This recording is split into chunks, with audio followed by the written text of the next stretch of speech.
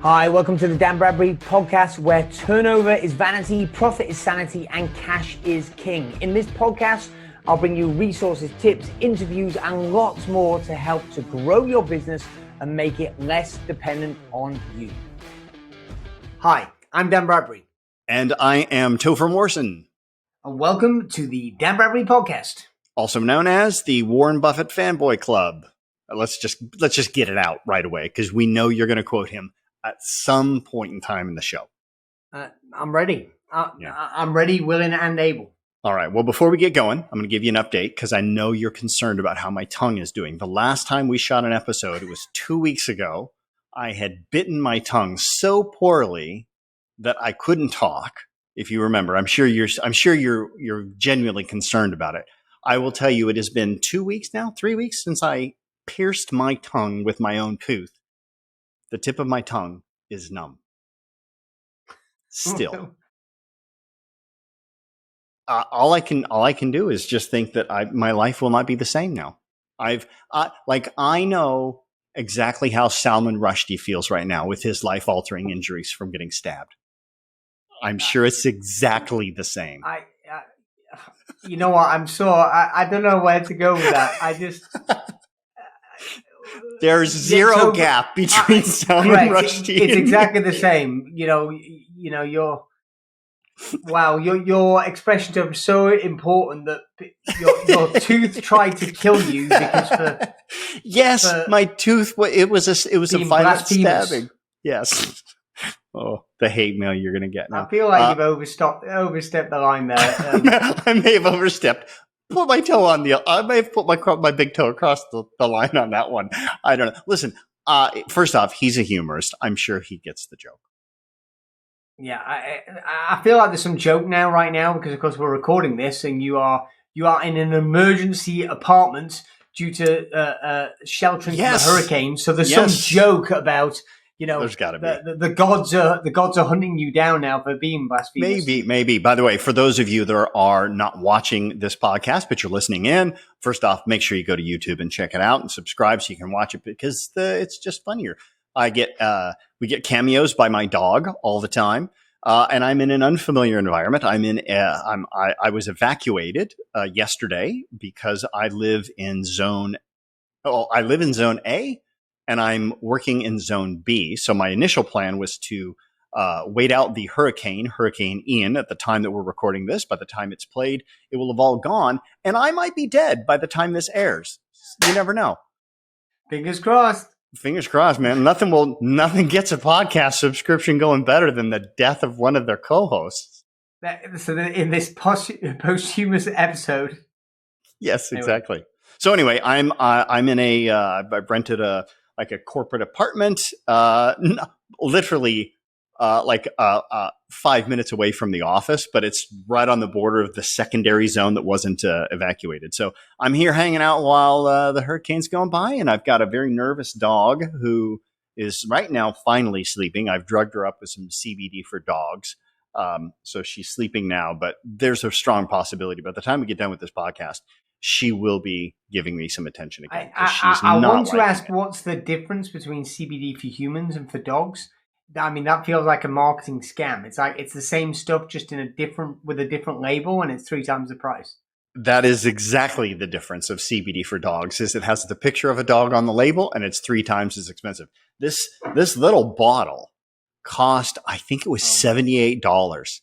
And I could probably got that for like $20. So it's a complete random side note, and we're losing the whole readership, so we should cut to this because you've got a dog, I've got a dog.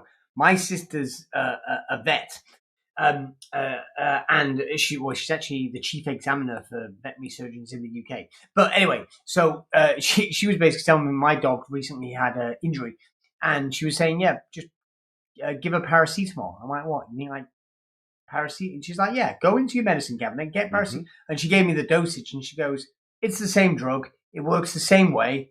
Just, you don't need to go and pay for the expensive crap. Just do it this in this dosage. And I gave it. And the dog seemed fine. So it works better. In the States, we call that, what's it called? Benadryl. And, when I fly with my dog Macy, I'll give her Benadryl, and she just sleeps like a baby the whole time. So yeah, it works better. I just didn't think to bring that. For some reason I brought the CBD. Anyway, let's get on with the show, my friend. We do actually talk business here once in a while. For the one remaining listener, let's get on with the show. Yes. By the way, you sound a bit differently. Maybe I should actually feign some level of care for you here. You sound differently, Dan. Are you okay? Well, unlike you, I just don't bitch and moan about it constantly. So no, I've got a head cold. So I am surrounded by loads of bits of snotty tissue, and No problem. I will be sniffing constantly throughout this episode. And it might seem like I'm empathetic, given our topic for this episode is people and all things people. But I assure you, I'm not empathetic. I'm not crying. I just have a head cold. Just got the snots. All right, cool. Let's talk about what's in the news that we see worthy of newsing today. The news of the week this week is quiet quitting. Or specifically, yes. Wall Street Journal article that's entitled, "If your co-workers are quiet quitting, here's what that means."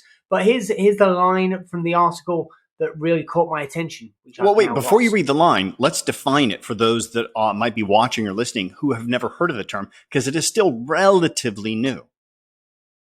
Yeah, it's so for those who haven't heard of it, it's really aimed at the kind of younger, kind of Gen Z professionals who are saying no to hustle culture, i.e., it's not quit your job, but it's saying I'm not going to go extra. I'm only going to do what's requested of me, no more. I'm not going to go above and beyond.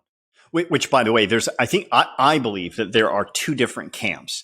There is and there might only actually be one camp, but because they're trying to get mainstream attention, they've maybe decorated it to sound a bit different. Because actually, I don't believe the TikTokers that have been on the news channels talking about this, where they go, no, quiet quitting isn't about doing the bare minimum until you get fired. It's about just doing what you're paid to do. I don't necessarily buy that, but you're right. There's two things here. One is quiet quitting is publicly promoted now by the quiet quitters is just do what you're paid for and nothing else. And I think we could have an interesting debate about that side. The other side of me thinks that there is probably a lot of people who have misinterpreted just the term quiet quitting.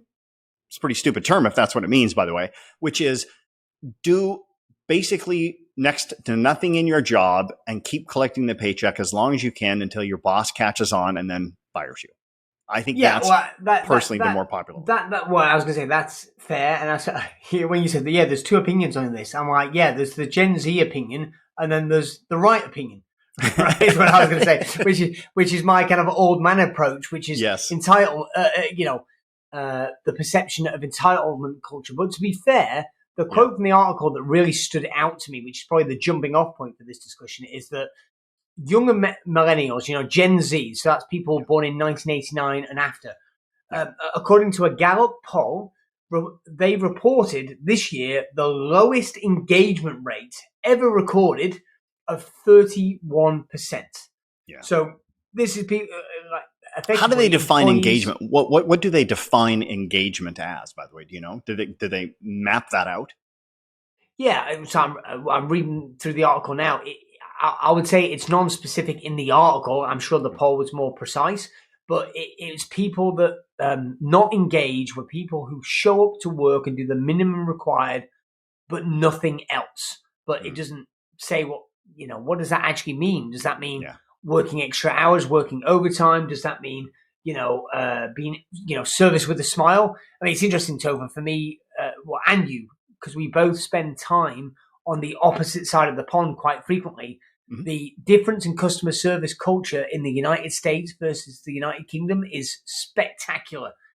It's kind of like in the US, because the minimum wage in a lot of states, or most states, is significantly lower than the UK. Yeah. The servers in hospitality need to make a living. They need to make tips, and so therefore they're gracious and polite. And it's funny that I'm even explaining this to you, because in the UK, as you know, this is a novel concept. So I actually smile and be considerate and think about, hey, can I actually make you happy? What do you need? What do you want? No, you're lucky to get your damn food. Here's the thing. It may be less in the UK. Actually, I will share with you this though. I get less of it than you do probably. And I think it's because I'm an American. And so my American accent kind of creates a little bit of novelty. So I probably get better service than maybe a normal Brit would get served by a fellow Brit or a European who was maybe over here before Brexit happened. I don't know. But, personally, I suspect it's just because you're friendlier than I am.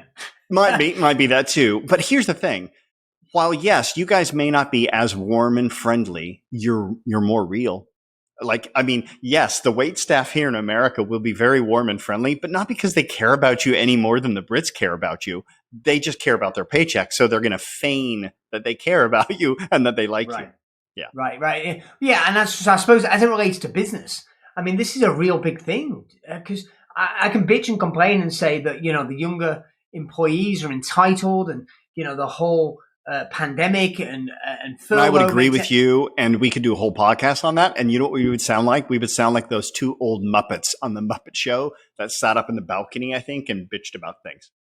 Oh yeah. I thought you were going to compare us to Bert and Ernie then, but that's completely different connotation. So let's just move swiftly on. But I do think, as it relates to people, it's about saying the reality has changed and the public sentiment has changed. So therefore, what are you as a business leader going to do about it, right? And obviously, we're going to talk more about it in this episode. But how do you get the best out of your people? Because at the end of the day, Topher, for the overwhelming majority of businesses, regardless of what the product or service that you sell, the people are the business. The thing that gets you an extraordinary return on capital, the thing that makes the business works in any industry. There's businesses that are really performing and making money and really doing great and giving high returns on equity, and there's businesses that are struggling, break even, losing money, going bankrupt. And for me, if you boil it down to one thing, it's people, or you could say two things: people and culture, i.e., the quality of the people and how they're behaving, how they're showing up for work. And the marketplace is changing. It's a topsy-turvy world. So really, let's talk about that. Let's dig deep on that, because the interesting thing is when you and I would imagine the majority of the people that subscribe to this podcast are business owners, right? So we hear quiet quitting and that freaks us the hell out, right? Because like, oh, this is just ridiculous. Oh my God, they're not gonna hustle anymore. They're not gonna answer my text messages at night and all that stuff. But there's an interesting approach to that you have. And let's talk about that, right? Because you said something that I thought was pretty profound, which was, why do we think that's bad? Interesting. Right. Yeah. Well, and I suspect, Topher, my gut reaction to that is we think it's bad because we're used to working all the time. Yeah. And somewhere along the line, like somehow, and I'm convinced, by the way, it happened with the invention of these things. For those of you listening, I'm holding up my iPhone. I think mobile phones with the texting and everything else and the emails on them started to spoil business owners, all humans, but in the context of business, spoiled the business owners to getting things back immediate. And then at one point in time, we sent a text message to our assistant at 8:00 in the evening, and he or she responded, and we got our answers. And all of a sudden, we just kept doing that more and more. And it has become commonplace culture for business owners to email and text and to call their employees off work. And so while we freak out at the notion of quiet quitting, what, they're only going to do what they're paid to do? They're not going to answer our text messages after work hours? And we freak out about that. If you take a step back and you go, well, wait a minute. Maybe they actually are the ones that are right in this situation. And we, the business owners, are the ones that are wrong by even thinking that was acceptable in the first place. Well, I think the key question and the reframe in my head, Topher, is actually about what is most productive. Like, in the sense of what's good in the short term is bad in the long term and vice versa, right? Mm-hmm. So you kind of go, okay, a bit of hustle and grind called, okay, if I choose to be working at 10 p.m. on a Friday night or 6 a.m. on a Sunday morning, and I message and I want a response because I want to carry on with my work or whatever, that might go, oh yeah, we need to hit target or whatever the reason for the push might be is helpful. But in the long term, if it's not good for the employees or the team members' health and well-being, right, then it's counterproductive. It is, but we don't think it is, but it is. I think it could be, for sure. By the way, here's an think it has to interesting be. spin. If you Here's an get interesting burnt spin. out and people quit, right? Like it's the whole energy replenishment thing, you know? Here's a crazy thought. What if our employees refusing to answer us via text or phone call or email off hours actually forces us to get perspective and start just shutting down and shutting off when we're not at the office as well? Like, right. Well, that's the point, right? Thought. Like business owners, you know, one of my early mentors, a guy called Peter Thompson, who is the reason why I live in Leamington Spa in the UK for a random point. Toker, if you remember Peter, used to have an expression which I quite like, which was the more holidays I take, the more money I make. And his point was about how he got the best ideas when he was relaxed, when he was away from the business. You know, it wasn't when he was in the business doing the doing. It's when he was just reflective. And naturally, we're entrepreneurial, so we get ideas. And of course, we all read business books, but we're not working. It's just we're doing what we're naturally aligned for, and then that unconscious part of our mind kicks off more creative ideas. You don't get your most creative ideas in the office, right? Yeah. You know what? It's interesting you say that. I'm just reading a book right now. In fact, I'm going to pull up the title because I don't remember the title of it. But this might end up becoming a book of the week. You never know. I'm currently reading it right now, and so far I'm enjoying it immensely. And it was inspired, by the way, by was a quote that you gave. I can't remember if it was a quote or if it was a book that you gave a while back. But it was from your mastermind. During your mastermind, you had talked about the Stoic philosophy of the premeditation of evils, and how if we as business owners plan for the worst, like during the recession, then it doesn't shock us, it doesn't surprise us. Which, by the way, is going to be directly applicable to the book that we recommended a few weeks back, which was Imaginable, which was also sparked on that. But anyway, the guy who invented the term premortem, which his name was Gary Klein, if I'm not mistaken, and he's a psychologist that talks about decision making. I'm now reading his book called Seeing What Others Don't, which is all about how human beings get insight. And one of the things that he talks about is that there is always this moment of departure, where whatever it is that we're obsessing on or thinking on or what have you, we escape it, and our subconscious mind starts doing the processing, and then these brilliant levels of insight come up and catch us off guard. And that's exactly what you're speaking about right here. The more vacations you take, the more money you make, or the more holidays you take, the more money you make, to speak in the UK term there. I think that, but here's the weird part. It's kind of like a drug though, right? Like we know it's bad for us, but it's so addictive to work 24/7 or to work on Sundays and to work in the evenings. And it's so hard to shut off. I'm wondering if it's similar to like a mental addiction. I don't know. Well, we could go on this for hours, right? The whole phone thing makes me think of the social dilemma, et cetera, et cetera, et cetera. But I think we need to get back on point. So let's by the way, actually, let's do a real quick plug for your Success Mastermind, though, because that happened just a few weeks ago. And your number one right-hand man, Kevin, gave a wonderful presentation on quiet quitting, which will be available. I don't know, do you make those available online for the public, or is it just for your clients?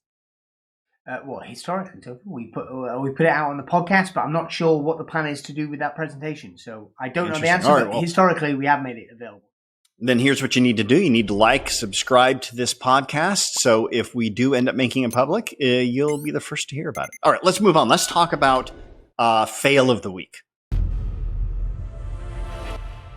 So fail of the week. I mean, this person is just absolutely abysmal when it comes to all things people, and it's none other than you, my friend. So Toke Morrison, take it away with your fail of the week.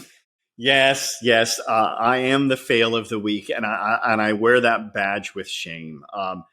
So, the theme of this podcast is all about people and culture. And I hate to admit this, Dan, but I slipped a couple of weeks ago. I had a really bad day. I was overly stressed out. I was getting ready to come over to do the mastermind with you, actually, and trying to get everything going on. And you know what it's like before you travel. It's already stressful. But then I was trying to get my dog migrated over there at the same time.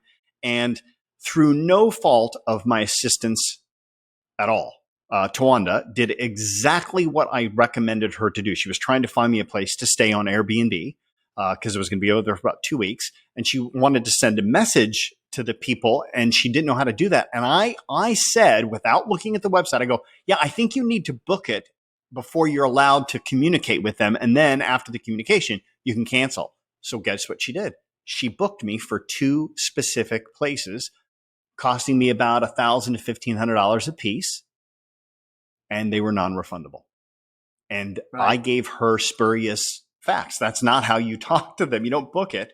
And I was unbelievably, like, I'm the kind of guy, and I think, Dan, you know this, you know me long enough, that when I screw up, I don't pull any punches on myself. I'm harder on me than anybody ever could be. And I'm pissed off at myself and I'm angry. And I repeatedly told her several times, Tawanda, I'm not mad at you. I'm just mad at the situation and what I've created. And I was pissed, but still I knew that I put my stress and I transferred it into her. God, I mean, she's an angel. She still maintained calm, but I could tell I was stressing her out. Well, that's I was the disappointed. Point. Yeah. Right. That's the point, I think, so for like, as in, I think if I think back 10 years and my earlier days with leading people, like, you get into the technicalities of, well, you did this, or in this case, you did wrong. But if she did wrong, like, she made the mistake, she thought it was X and did it, and it caused the business to incur that extra loss. Yeah. And you'd be pissed. But we lose sight of the bigger picture, which is, the end of the day, it's how do you build up the relationship? How do you make every business owner wants the business to be less dependent upon them. And yet we disempower our people and get into micromanagement, or get in particular, or getting over onto it was about she did this or did that. Where at the higher level, how do you lead them and empower them so that they naturally solve problems? Because, mistakes are going to happen. Yeah. But that example is perfect, Topher, because you weren't blaming her, but because you were pissed, she was probably blaming herself. And of course she felt disempowered, disheartened. Yes, she felt horrible about the whole situation. So started looking up TikTok videos on quiet quitting. Exactly. All right. So we've identified it's a problem. Fix me. Yeah. No. Nothing I can do to help. Nothing I can do to help. So I think. Well, I'm gonna tease how I'm going to fix you, because I'm going to give you an immense resource on this. But before I do that, let's talk about somebody who does this exceptionally well. So it ties in with the book of the week we're going to recommend. But first of all, let's do the hero of the week. Bring it on. Who's the hero of our week? So the hero of the week is Ross Wainwright. Ross Wainwright is the CEO of Alida, is I think how you pronounce the company name. It's a SaaS company, which basically does how do you pronounce it? It's called software as a service. Yeah, I'm sorry. Thank you, Silver. I know exactly what SaaS is. Thanks. But having done a 7-figure exit to a SaaS company, I'm familiar with SaaS. But did I misinterpret the question? Yes. Oh my word. So it helps experience management. It does things like analytics, customer journeys, that type of stuff. That's the type of SaaS tool. But the reason why this is so interesting is on what's the website? Comparably, which is a website that allows you to compare different companies and employee reviews. Employee get to rate their bosses. Yes. Mm-hmm. He has got the highest review. Like, he's got hundreds of reviews from his employees, and he's got over a 97% approval rating. So this guy is impressive. Oh, it is astonishing. Yeah. Even in the best companies that I've seen, where I think the culture is really strong and engaged. And again, remember, for the listeners, your employees are your leverage. I mean, yes, you can leverage with money, like debt.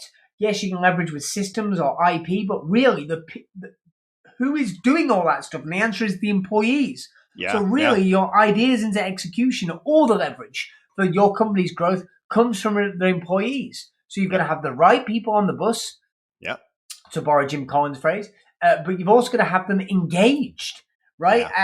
Because the best way to demotivate an A player is to put them on a team full of B and C players where people just don't give a rat's ass. That we like to think that if we put an A player with some other people, they'll lift them up, but it almost always goes the exact way and it pulls them down. He ranked, by the way, I'm looking at it now, he ranked an A+ on culture. He ranked an A+ on leadership. Here's an interesting fact, by the way, which is this would be a conversation as well. His average salary for his employees is $115,262. Right. I need a comparison. Like what? Now thanks to your economy, it's about the same as the British pound. No, Topher. I understand what exchange rate means. I didn't mean, but thank you for the kick in the soft and fleshy bits, because the pound tanking does hurt me since I pay. You pay me in US dollars. I've got multiple American team members. I meant in terms of what's the average in the US to compare to our Brits. What's the average salary in the US? The average, I don't know the exact number, but if I'm not mistaken, it's probably sitting somewhere around 48,000 a year, maybe 49. Yeah, so I was going to get he's paying his 60. Yeah, he's paying his employees double. Yeah. Yeah. Which is interesting. You could say that's industry specific, but SaaS isn't particularly egregious. It's not like finance or Wall Street or something. So that's interesting. How do you get productivity? When you've got much higher average salary cost, but look at these comments. Now, by the way, to be fair, it does not say, it just says average. It doesn't say if that's the means average or the median. I don't know. And that would make a difference too, based upon. Right. Yeah. Everybody's on minimum wage and he's taking $5 million a year home. Yeah. So, but like, if you look at these comments, I've worked at a lot of SaaS companies and the culture of collaboration is incredible. Everyone is willing to help. Yeah. It's okay to try and fail. It's a team effort. It pushes you to give your best. Success is at the end of a hard work week. It's like with loads of these comments. And so he's the hero of the week because fundamentally we're saying, how do you create that culture? Because Tovo, I mean, I think we spoke about this in a previous episode on this topic, but which is episode 178, if I remember rightly, what is culture? Culture is not bonuses. It's not perks. It's not having a restroom. It's not having your right to bring your dog into work. Yeah. Right. Correct. It's none of that crap. It's like, how do we show up? How do we behave? And clearly, you know what? You said something. Smashing it. You said something. It made an impact because I remember you saying this. You said, and you were quoting somebody, by the way, but I don't know if we know who it was, but you said, this shows you how words make an impact. Because you define culture. It was a quote from somebody else, but you said culture is asking your employees how they're doing and actually giving a crap. I remember you saying that, and I was like, yeah, that's pretty strong. Yeah, that's it. So, okay, well, give us the tool. By the way, you said you teased us a little bit. We were talking about give us some tools to help us become better leaders and to help with that culture, which I'm assuming would be the book of the week.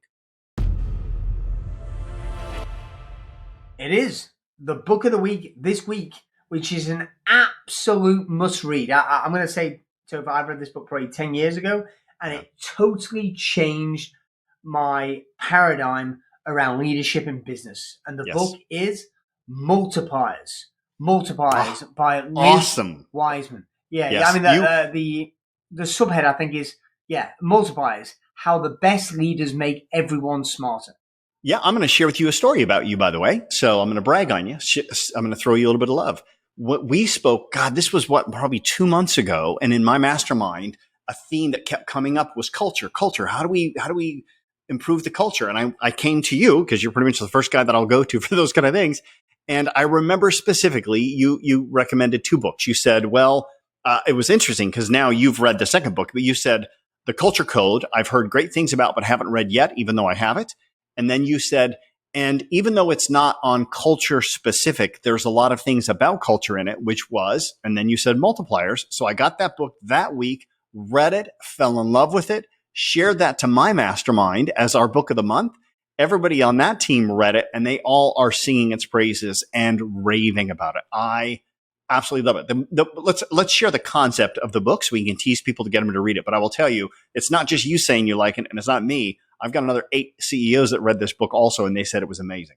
Right. Well, here's why. Because it really, if you're listening to this and this speaks to you, this book is perfect for you. So for me, I felt the frustration when I first read this book. Like I said, it was 10 years ago, maybe more now. And I first read this book. I was the classic kind of alpha male CEO. And one of my problems, Topher, is I'm smart, he says humbly. I'm really intelligent. And I'm very good looking. No, I'm smart and could figure out to solve problems. So I'd come across as a bit dominant, a little bit, it could be domineering, it could be a little bit dismissive because I'd be impatient to try and get the problem solved. Let's just fix it. Here's how, oh, that's messed up. Okay, I'll come in, I'll swoop in. And so that can come across as being, the term in the book is diminishes. So they put this context up of you've either got multipliers or you've got diminishes. And so even with the subhead of the book of how the best leaders make everyone smarter, like I was taking a diminisher stance, which was more, I wasn't trying to say I'm smarter than you, but at a subtle, or my employees would say not so subtle level, that's the vibe that I'm giving off. Subtle is not a word that people align with you, by the way. Right. So therefore, you know, I'm causing people to be disempowered. And that's the example that you gave with Tawanda. It's like, rightly or wrongly, and in that example, you screwed up. But even if she screwed up, if you handle it poorly, you're saying you're not clever enough to figure this out, and so you're training them to go when you get stuck in the, don't even try, or when you get stuck in the problem, bring the problem to me, right? Which means you end up being strangled and you're unable to free up the company. So I was constantly going, you know what? I kept hitting the ceiling and looking around and go, I'm surrounded by idiots. Right, which I'm telling you right now, Sofa. I've said that phrase, and there are some people laughing right now because they have said that exact phrase to their spouse when coming home after a hard day at the office. I'm surrounded by idiots. When actually the question is, what's the root cause of that idiocy? Right, and it's one of two things. It's either you're hiring poorly, right? Like you've got a, as Keith Cunningham would say, you've got a basketball team full of midgets. You're never going to win the NBA. Right. Because you're a load of midgets and you're just hoping to be the star shooter. But we call them little people now. Okay. Oh, it wasn't me that said that. It was Keith Cunningham. So you were quoting, so you're okay. Yeah, exactly. Yeah, I would never say that. But like you've got good, perfectly competent people, but you've diminished them. And when I read this book, I went, holy crap! Like this is how I lead. And then consequently, you've got perfectly good people that can perform, that can deliver, and yet you're only getting a fraction out of them, which, by the way, ties in nicely with the news article about quiet quitting and Gen Z. Like, it's easy for me to sit and go, oh, yeah, all Gen Z, they're not really committed and they're complete wasters. Like, clearly, that's an idiotic statement. And at least part of that's got to be attributed to it's like the way that they're being led is causing them to go, we don't care. We quiet quit. You know, the thing that I think made the biggest impact with me on that book was how definitive the line was drawn, that the author basically said, you are only doing one of two things as a leader in your company. Only one of two. You can't do both. You're either moving in the direction of multiplication and multiplying them, or you're moving in the direction of diminishing them. And every word, every nonverbal, every interaction, every email, everything you do is either going to multiply or diminish, but it can't do both. And I can't tell how many times I've sat there and gone, wait a minute, am I multiplying or am I diminishing? Am I multiplying or diminishing? Still haven't cracked the code yet. Don't know that I ever will. I'm a beautifully flawed human being. Well, it's an amazing book. It's a work in progress, right? And for me, that's the epitome. It's back to this short-term, long-term thing. Like you can dive in there and fix it in the short term and maybe get the outcome faster, but you've disempowered your team and your team is all your leverage. That's why it's the term multiplier. Like all your leverage, the multiplication of the company comes from other people, not you being able to do the job and do it better than you and compounding over time. And you're removing their ability to learn and grow and multiply, become more useful, become more productive. Because you're jumping on them for some micromanagement bullshit, right? Rather than inspiring them to give their best. Yeah, well said. Dan, I think we could probably talk another 2 hours on this topic alone. I will tell you right now, my lights are starting to flicker.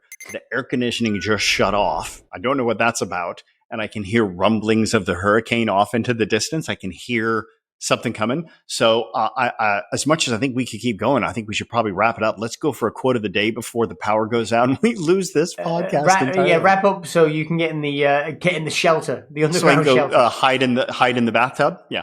Right. So the quote of the week is from legendary entrepreneur Jack Ma, and that is, "You need the right people with you, not the best people. You need the right people with you, not the best people. Yes. Sorry, I'm looking because the winds are starting to hit the window right now. I don't know if you can hear it. Could you? Yeah. By the way, I love that quote because, to unpack that more, I would say something like, nothing will pull a company down fast. Like, here's what I'd say. A highly skilled A-rated player with a bad attitude could destroy a company faster than a mediocre person who's got a good attitude in the right place. And I think that's a great 100%. quote. As much as a weirdo I think Jack Ma is, that's a brilliant quote. Oh, 100%. 100%. Yeah. You need the right people on the list, but you need them pulling in the same direction. You don't want a whole host of prima donnas pointing in different directions. Your team's going nowhere. Plenty of sporting examples of that. So, yep. Yeah, absolutely. Well said. All right. That's it, awesome. My friend. Dan, thank you much. Shelter. Yeah, thanks. I'll go hunker down now. The only appropriate time I think you can ever use the word hunker is in a hurricane. So I'm going to go hunker, whatever that means. Yeah. Okay. Good. And if you're here next week, great to have you back. And if you're not here, then I died. The listeners know what happened. Yes. All my followers, all 10 of them will move over and subscribe to you.